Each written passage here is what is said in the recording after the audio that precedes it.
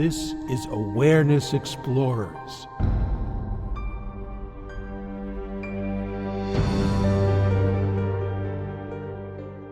Welcome back, friends and family, to Awareness Explorers. I'm your co-host, Jonathan Robinson, and I'm with my friend and co-host, Brian Tom O'Connor. And I'm excited again to do a new exploration. I think this will be very much an exploration because I'm not clear on what we will discover in our discussion. The topic is what makes an ideal human. And as I contemplated that, I realized that you and I are excellent role models for that. So that is something we can explore. Obviously, we're very humble and very open to exploration. But seriously, it's an interesting question from a lot of different angles, and we talked briefly about that before we began the podcast. But when we decided to do this topic, Brian, what floated through your brain?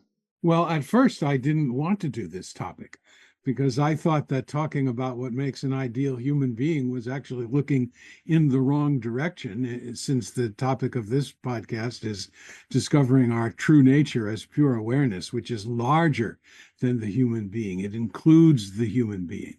But the more we talked about it, the more I realized that we could include it. We could have a bigger tent. Yeah. And that's one of the things I appreciate about the podcast and you is that we come from things from slightly different angles. And usually by the end of a podcast, you've come over to my side and I've come over to your side and we've met in the middle. So we'll see how it goes. What interested me about it is that it's very hard to hit a target if you haven't defined the target. And we could say awakening's a target, which also is hard to define because different people have different views on what awakening is. You know, some people claim to be very awakened and then they abuse people. Well, are they awakened? What is awakening? We could go into that in another podcast. But in thinking about this, it came up with a list of 25 characteristics of what I consider an ideal human, which it's just my list. And different cultures really have different views on what a really good human being is. You know, so it's partly culturally bound. It's partly based on the society you live in, the time you live in. And it's interesting to look at something like Ben Franklin came up with 12 traits that he said made an ideal human. And he tried to work his way up that ladder. We'll talk about that in a little bit. But when you think of what an ideal human is, do you think of it just as an awakening thing, or do you see that it might include some traits that may or may not happen with awakening? Yeah, it really depends on what angle I'm looking at it from. If I'm looking at it from an awakening point of view, and my interest in awakening has to do with happiness, has to do with discovering that happiness is my default nature and our default nature, and discovering that what's looking out through my eyes is looking out through all of our eyes simultaneously. So whether or not I am an ideal person within that seems at first to be irrelevant. It seems to not have, it's just another appearance. And as a matter of fact, I remember you quoted Ram Dass as once saying that he didn't lose any of his neuroses. Did you, what was that? Yeah, Do you remember that? He said, I've never lost any of my neuroses, but now I treat them like little pets. Yes. So there is a difference. And I discovered that's the same, that I still have a lot of my neuroses with me. But on the other hand, I realized that there were changes because I used to be a lot more critical of other people, and I'm much less so now. I'm much more allowing of people to be the way they are. And that seems to me to be a byproduct. So perhaps there's byproducts in awakening that might bring us closer to the ideal of what we think a good human is. But I think that some of the things may not have anything to do with awakening whatsoever. But we'll see as we go through your list. Yeah, I think there are certain things that almost surely happen with awakening, however we define that. And I think there's certain things that definitely don't happen with awakening that would be good to have, that we both would agree, yeah, it would be nice if somebody actually tried to make the world better. Although there are people in caves, that have lived there for 30 years that they're meditating. I would say they're probably awakened in some sense, but they don't seem to be doing anything in the world. Maybe their meditation helps. We don't know. So I will go through that list, and I just want to put a quick plug in for our Patreon supporters that we will be sending you this list of 25 traits that I will mention here. And we give a lot of extra stuff to our Patreon supporters, from extra interviews to blogs that Brian and I write, occasionally guided meditations. So if you're interested in supporting us for as little as $1 a month, you go to patreon.com/awareness explorers, and we'd love to have you on board. And thanks to our big supporters. We have, a few big supporters that really make this podcast possible. You know who you are, and I definitely want to thank you. So without further ado, I'm going to quickly mention 25 different traits that I think lead to what I would call an ideal human. Number 1, non-judgmental acceptance of others. Number 2, honest in words and deeds. Number 3, sensitivity to spiritual energy. Number 4, being in the now. Number 5, open and curious. Number 6, kind. Number 7, being compassionate or empathetic. Number 8, gratitude for one's life circumstances. Number 9, loving kindness or open-heartedness. Number 10, taking good care of your body. Number 11, able to have deep friendships. Number 12, humility.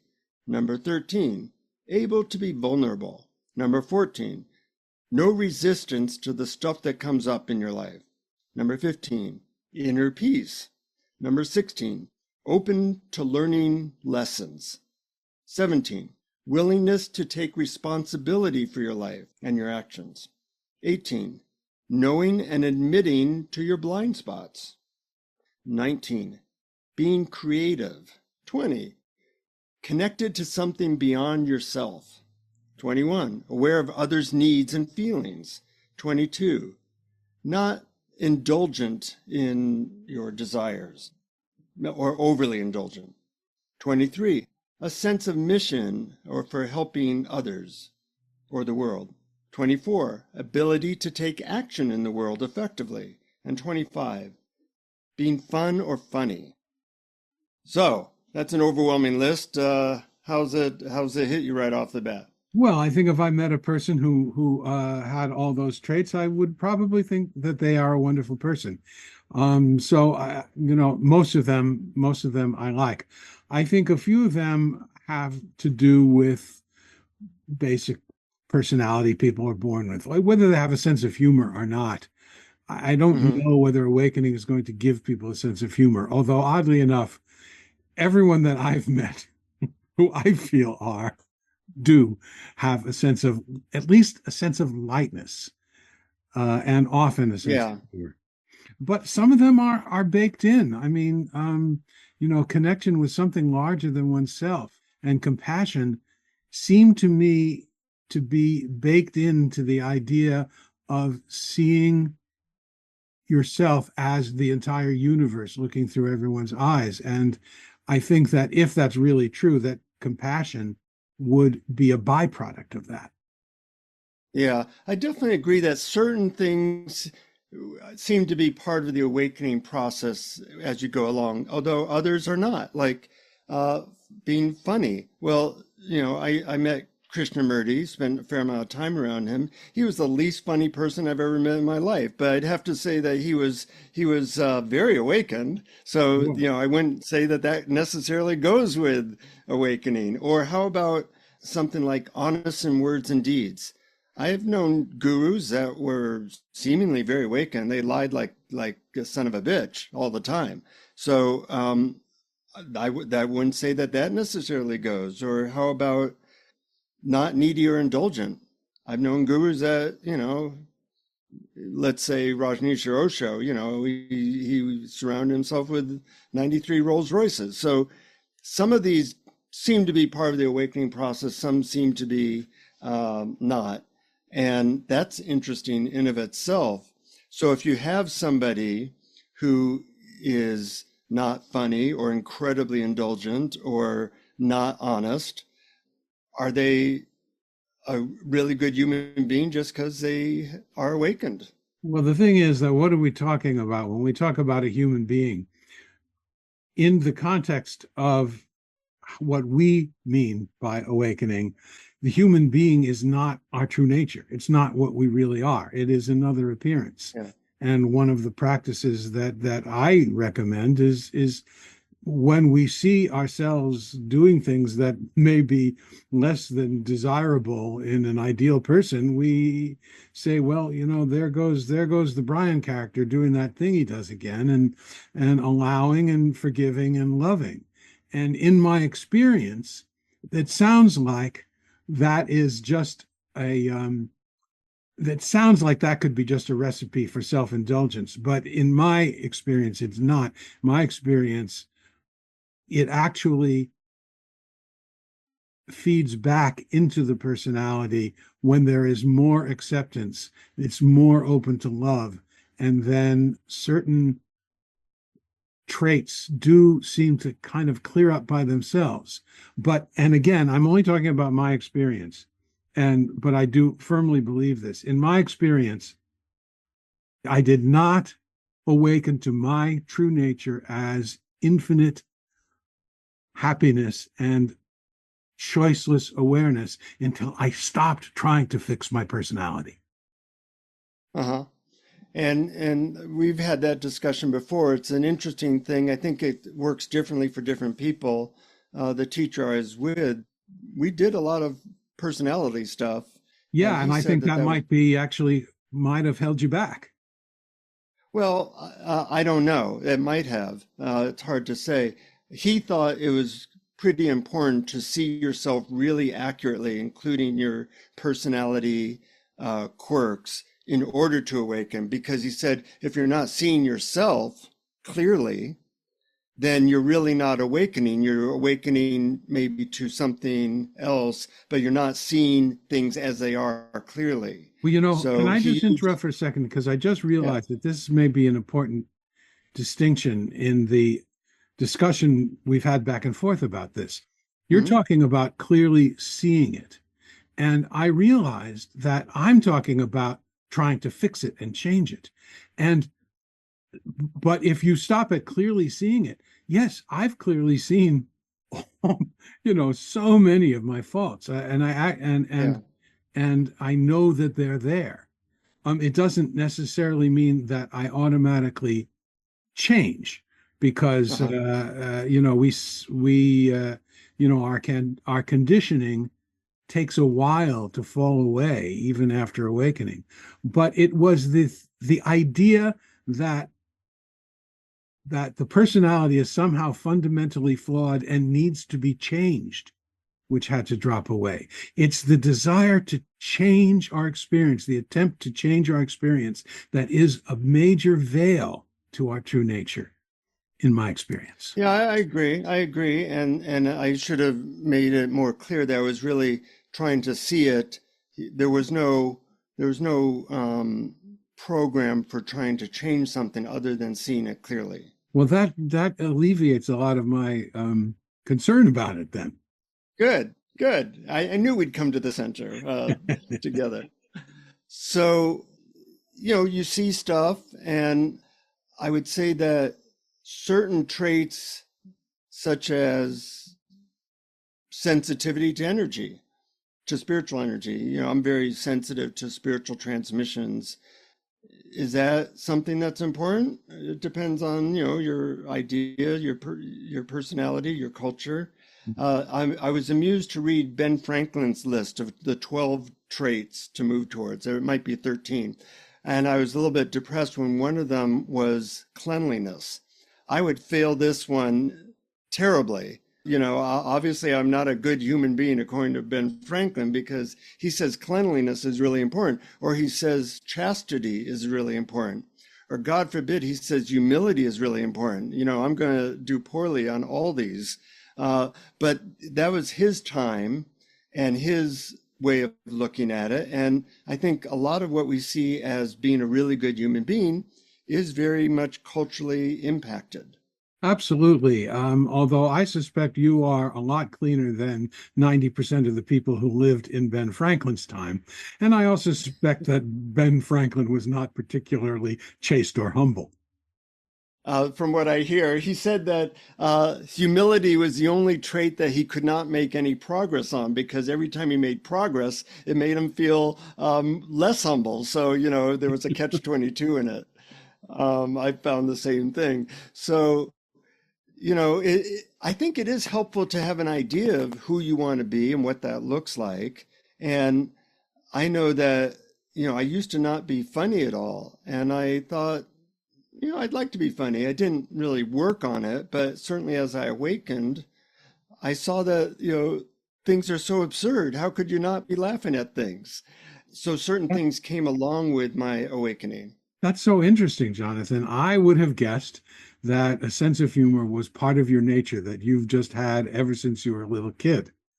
Not at all. Not at all. In fact, in high school, a couple people wrote in my yearbook, you should laugh or smile once in a while. Yeah, yeah. Well, I certainly went through some very dark and serious phases too. Um, Yeah. so I know what that's like.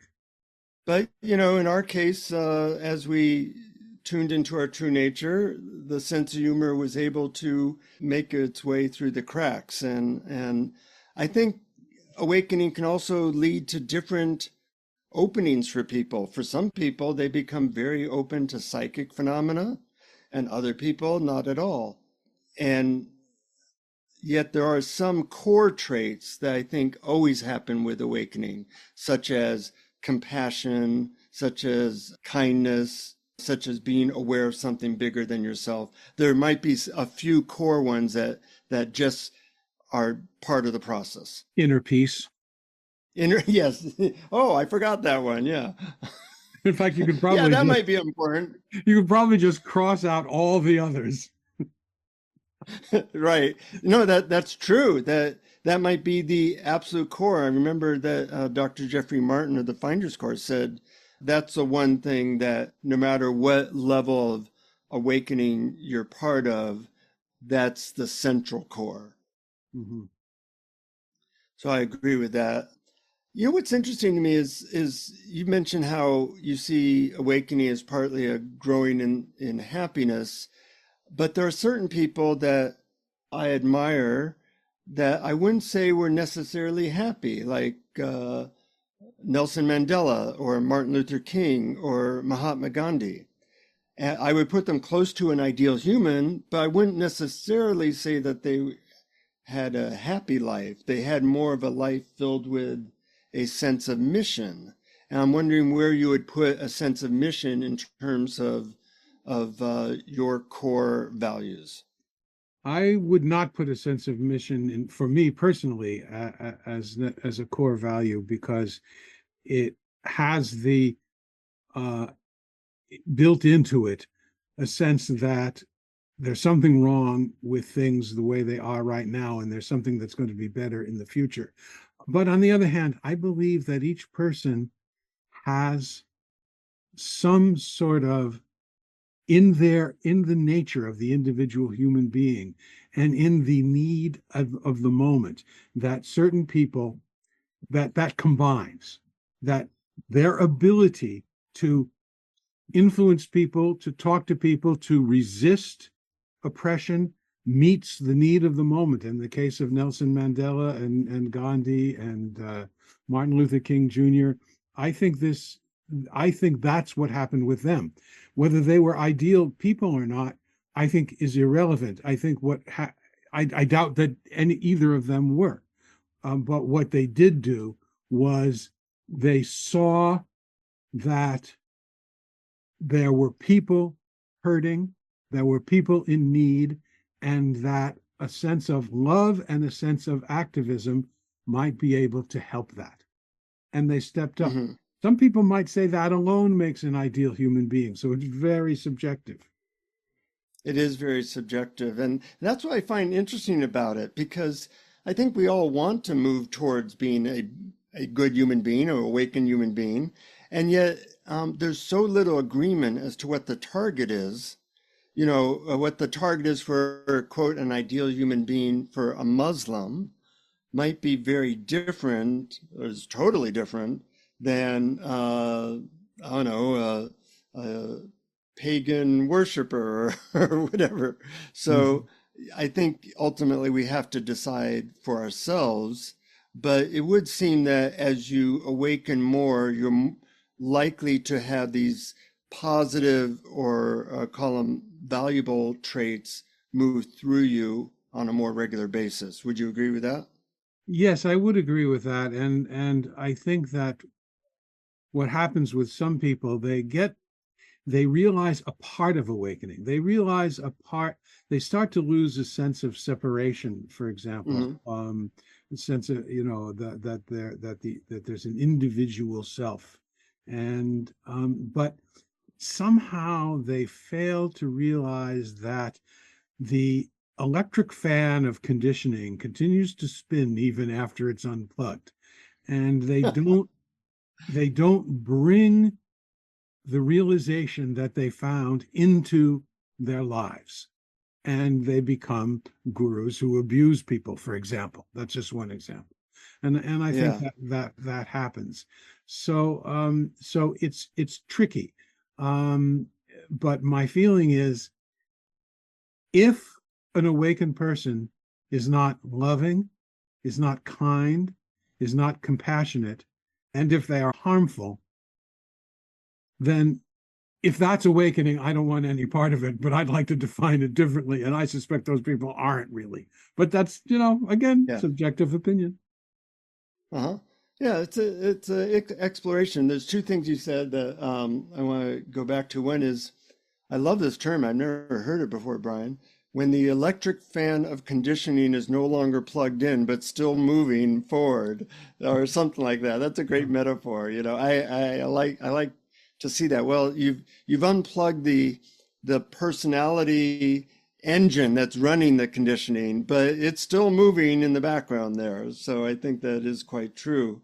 Um, the other thing which I find interesting is some of these traits that, let's say, being funny is one trait.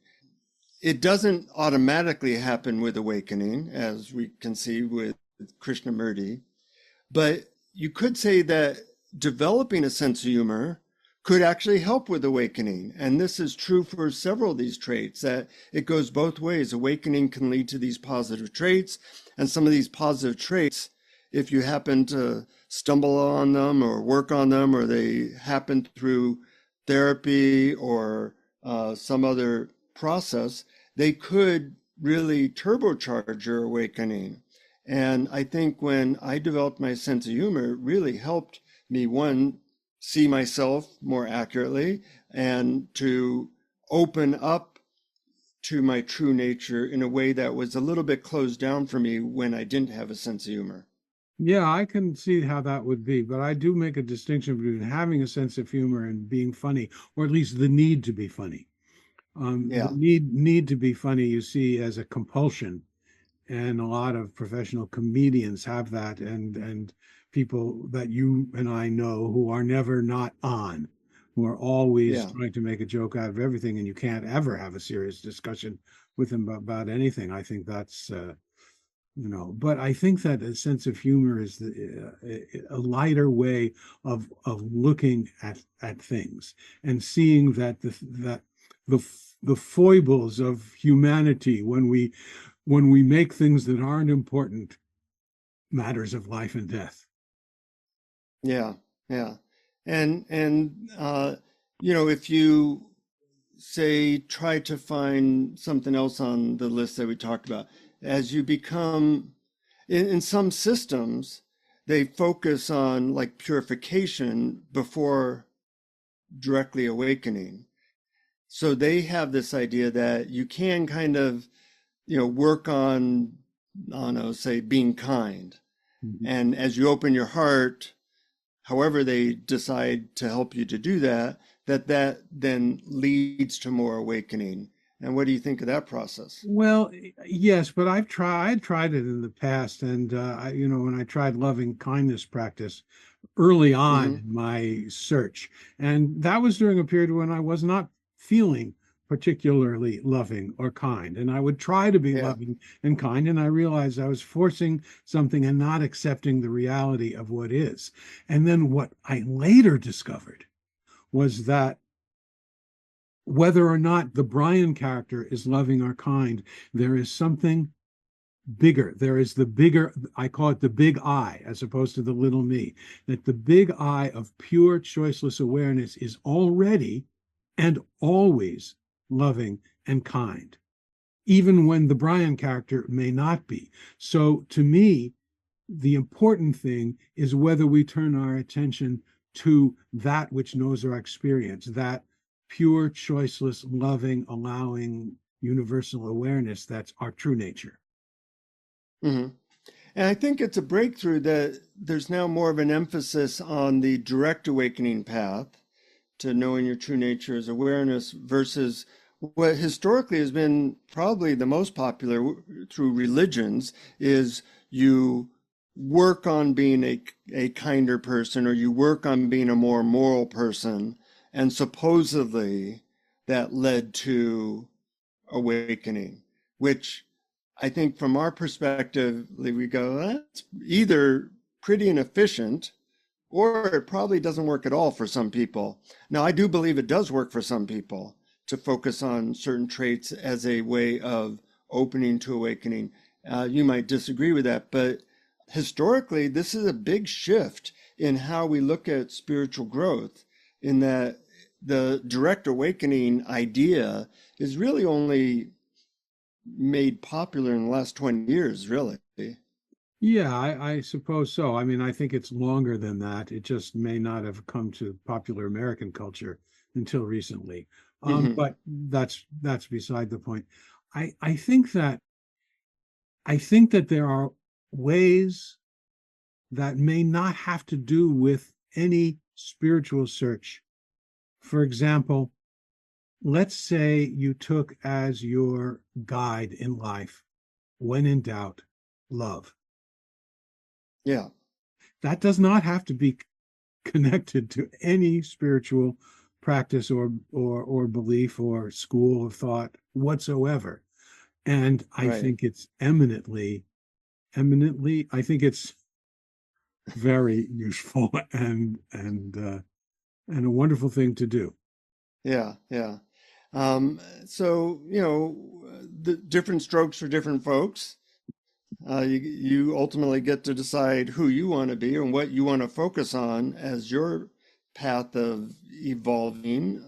And it might be that different people have different, to use a Buddhist term, different dharmas.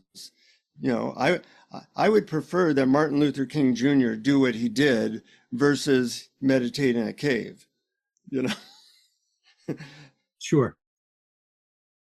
So you can't necessarily compare yourself. You have to listen to yourself and what are you being called to do? Certainly, it seems that awakening will help you to be a better, more peaceful human being. But I find the cultural differences quite interesting, and I think we get lost in that. I do this MDMA work with clients, and I've had a lot of clients who thought that they were trying to be an ideal human being and they defined it in ways that were so different than how I defined it that we had to have a very deep discussion. I remember one client defined it as never having any sensual or sexual contact with anybody other than his wife for 40 years, so that when he would look at a attractive female, he thought of himself as the terrible person and sinner. Mhm. And I had to give him my point of view that, well, I look at it differently. That doesn't mean you're a terrible human being. That means that you are a human being. Right. And there's a lot of examples of that from different religions that nowadays, in the Bible it says I think, correct me if I'm wrong, but I think one of the Ten Commandments is not to lend money. I don't think that's one of the Ten Commandments. I might be wrong, but it's mentioned in the Bible that that's a very bad thing to do. And we have an entire world economy based on it at this point. It certainly was one of Ben Franklin's, neither a Yeah, borrower yeah, nor a lender be. But right. to me, it's all irrelevant. I mean, I just don't. I mean, it's relevant from the point of view of whether you're going to lead a life with smooth interactions between yourself and your fellow humans. And Yeah. there is something to be said for that. But it's been my conviction that any conceptualizing that takes us away from looking inside at awareness itself is going in the wrong direction if what we're talking about is how do I awaken to my true nature, which is universal love, happiness, joy, and compassion and connectivity and non-separation. Hmm. One thing I'll point out is that I think you tend to think that high levels of consciousness awakening, whatever you want to call it, will automatically prevent certain negative traits. And I wish that were true. But But I don't oh, okay. believe Okay, that. good, Not at good. all. I believe that negative traits are simply other appearances in what we really are. Uh-huh. So a person can be highly awakened and, to use an extreme example, do some of the things that, say, Sai Baba did, which was have sex with teenagers. Um, I see what you're getting at. My guess is that they became awakened and then backslid, and Uh-huh. they did not bring their understanding to their interaction with the world. And this Uh-huh. is why a lot of teachers now, Rupert Spira, Adyashanti, they talk about Rupert calls it the post-awakening sadhana. Adyashanti talks about embodiment. It is bringing your understanding into your interactions with the world. And I think that these gurus that you talk about failed to do that. Uh-huh. Yeah, and it's good that we don't really even have terms. I like the term you just used, post-awakening sadhana, because a lot of people have had experiences of awakening and maybe had very deep levels of peace, and that's one part of the formula. And the second part of the formula is bringing that experience and understanding into material world, day-to-day life. And it's that integration often does not happen at certain levels, and that is it kind of gives awakening a little bit of a murky name because of that. Yeah, yeah, it really does. And it's so tricky. But the thing is that awakening happens to human beings. Yes, yes, for better Awakening or does worse. not change human beings into something that's not human. Yeah, yeah, It right. may help them to realize they're that what knows their human experience may be larger than human, Hmm. Yeah. but it doesn't change the body, doesn't turn the body into something non-human. Not in every case, anyways. Um, I want to briefly go over the 12 things, 12 or 13 things Ben Franklin thought made an ideal human, just to show you that, times change. Temperance means what? Temperance means Like, lack of indulgence, particularly in alcohol. okay. But, and I said, lack of being really indulgent. Silence, I like that one. Order. I'm giving myself poor marks on some of these. Order would not be an A for sure. Mhm. Resolution, that's an interesting one. Frugality, industry, that's like, doing things in the world. Sincerity, I like that one. In fact, it's interesting. A lot of teachers have said that if there was one thing that helps with awakening the most, I've heard this from several teachers, they have said that sincerity is perhaps the largest key. What do Mhm. you think of that? Seems to me probably to be the case. Yeah. Yeah, that's interesting because it's not talked about a lot. How long do I meditate? What technique do I do? This or that. Yeah, But the bottom the line, problem with interpreting sincerity as the ability to stick to a certain program of meditation, I think that equation is a false one. I agree because that would be more determination, Yeah. um, or perseverance, which is even worse. Because you might be putting your head into concrete. Well, if you persevere at that, that doesn't help. But Right. sincerity is a nice trait to have. Justice was one of the things Franklin suggested. Moderation, cleanliness. Sorry, Franklin. Tranquility, chastity, and humility.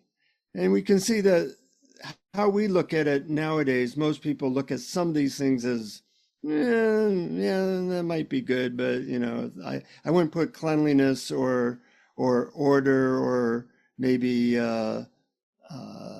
some of these others, chastity, as central to who I want to be.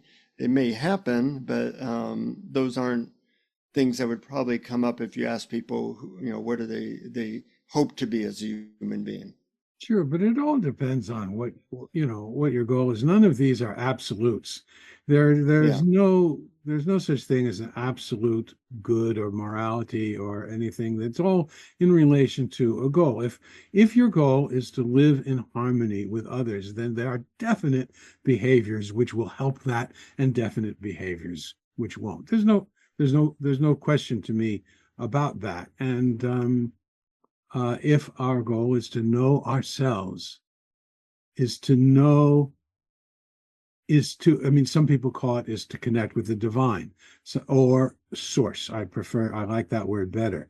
To connect with source, to see oneself as larger than the body, mind, and personality. If that's your goal, then a whole lot of these things are irrelevant, but they may fall into place as Yeah. you progress because there's less tension, there's less clutching, there's less manipulation, there's more freedom, and there's more suppleness, allowing you to vibrate in harmony with the vibration of the universe. Well said. I'll throw in as one last thing the two-wing analogy we have used a couple times before, probably, and that is awakening and knowing yourself as awareness certainly brings out, makes you a more likely vehicle for a lot of really nice traits like inner peace and kindness and things like that. On the other hand, is more of like you could call them personality traits like being funny or being creative, things like that, that also can help you either awaken or become the type of person you most want to be, might help you in the world as well. And everybody gets to choose which of those two wings to focus on and how much of each, and which one feels like it's your next step in your evolution. And so I actually encourage people to come up with a more defined picture of what they would like to be and where they want to put their energy so that you can feel like you're always leading to more peace and both in yourself and the people you interact with. Yeah, That, I can see I that. left you speechless after that, It did. Brian. Yeah, I didn't. Yeah, I mean, I didn't have a lot to add to that. I think that any of this that you describe, if it leads to kindness and love are great. And everything else is just gravy. Yeah. Okay. Well, once again, I think But we there's nothing agree. wrong with gravy. I like a lot of gravy, so you get to choose a little or a lot. Anything else to add before we go into a meditation? No, I think I've said my piece, and I Hmm. think it's been a very interesting and enjoyable and thought-provoking conversation. I hope it is to others. We'll see. Maybe I'm not being humble. Well, I think, we all have an idea of our mind of awakening and a good human being that is partly culturally created, partly parentally created, and etc. And only when you really look at it and discuss it do you see that it's very nuanced and not as simple as maybe the one idea in our head. And that may or may not be useful to dissect it and really explore it.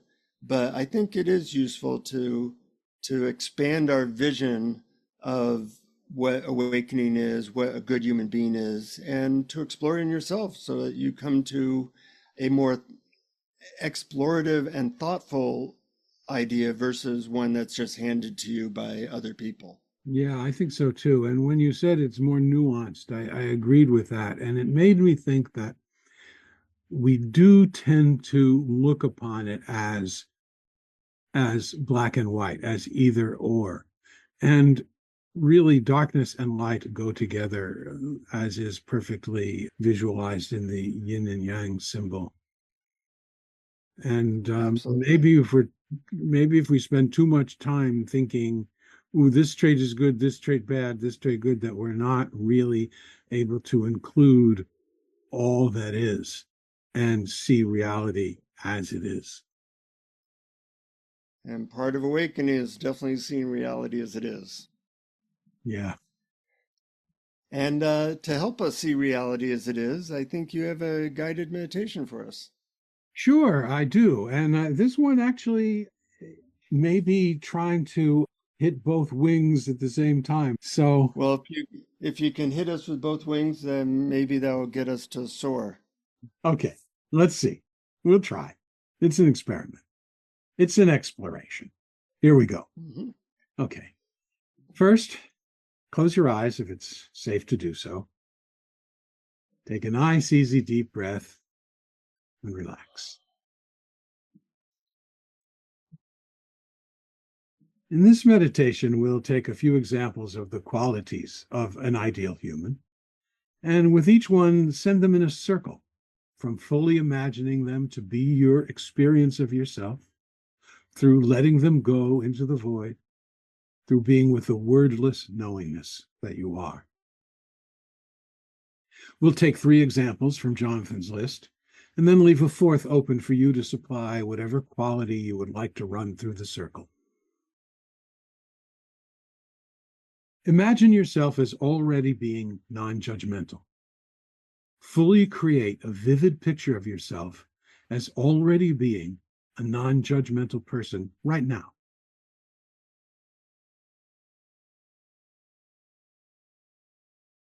Ask, in what spacious field of awareness does this image of yourself as a non-judgmental person appear?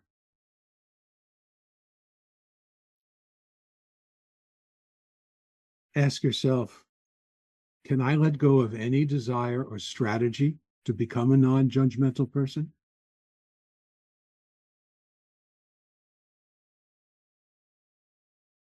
Imagine the image of yourself as a non-judgmental person flying away into space until it disappears into the distant void.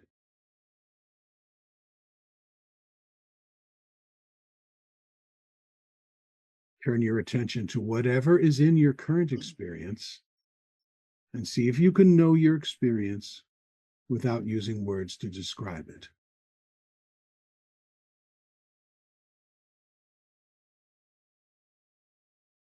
Take a breath. Now imagine yourself as being creative. Fully create a vivid picture of yourself as already being a creative person right now.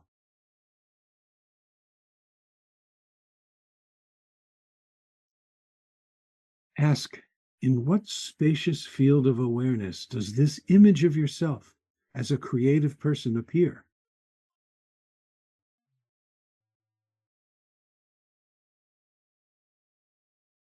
Ask yourself, can I let go of any desire or strategy to become a creative person?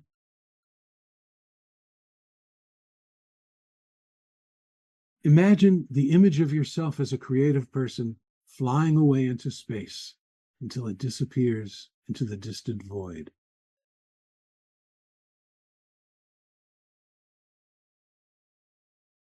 Turn your attention to whatever is in your current experience and see if you can know your experience without using words to describe it.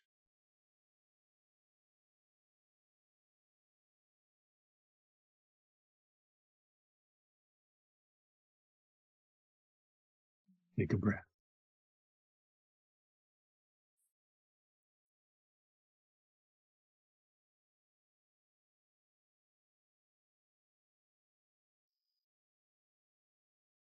Now imagine yourself as already being connected to something beyond yourself. Fully create a vivid picture of yourself as already being a person who is connected to something beyond yourself right now.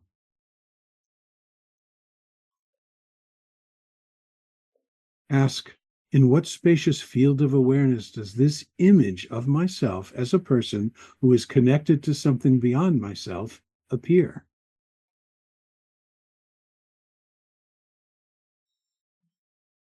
Ask yourself, can I let go of any desire or strategy to become a person who is connected to something beyond myself?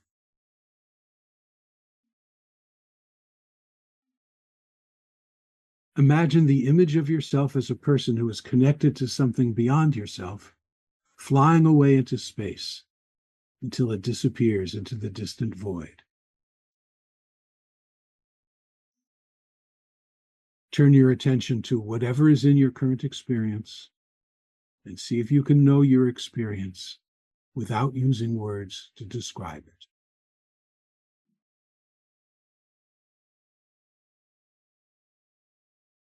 Take a breath.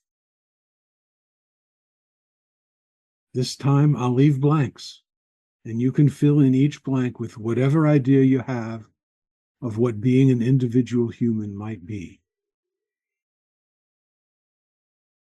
Take a moment to think of one aspect of being an ideal human.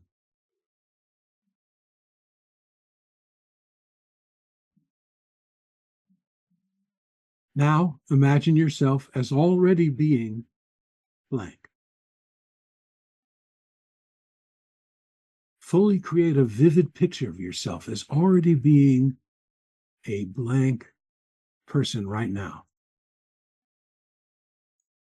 Ask, in what spacious field of awareness does this image of yourself as this kind of person appear?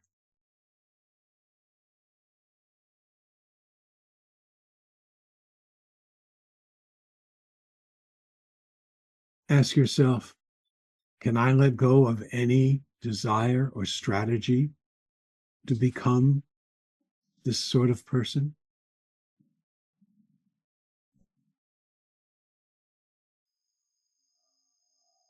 Imagine the image of yourself as this sort of ideal person flying away into space till it disappears into the distant void.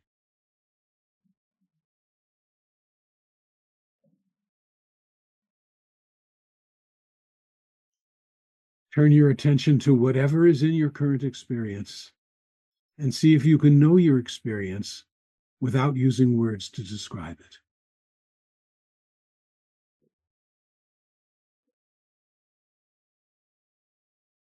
Now, take another easy, deep breath, and at your own pace, begin to open your eyes.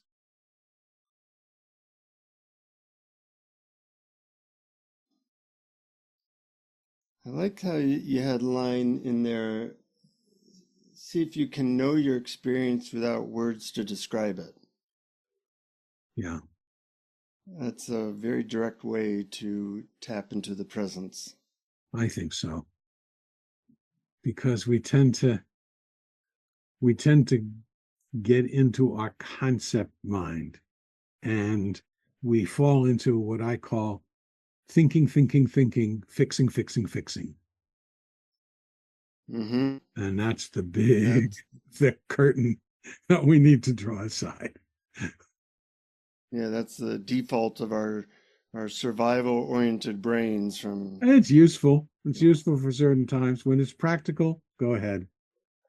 But when it's Mhm. emotional,